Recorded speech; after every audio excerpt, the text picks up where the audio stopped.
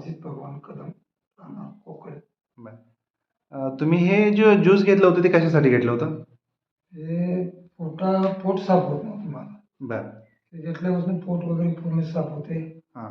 थोडाफार चांगला फरक पडलाय. हां. रात्रीतनं 2-3 वेळा लगेच जायला होतं, आता ही घेतल्यापासून लघवी वगैरे काय त्रास होत नाही. बर. संध्याकाळी झोपले की सकाळीच लगेच मी जमतो.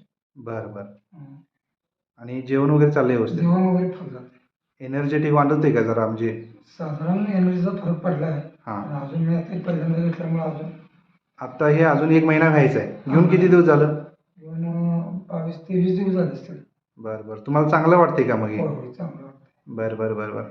तुम्ही मेन हे शुगरसाठी घेतलं होतं. आता अजून आपण शुगर चेक करायचे आहे, नाही, बरोबर? शुगर नाही. पहिला किती होती शुगर तुमची? माझी 190 होती. 190 शुगर होती.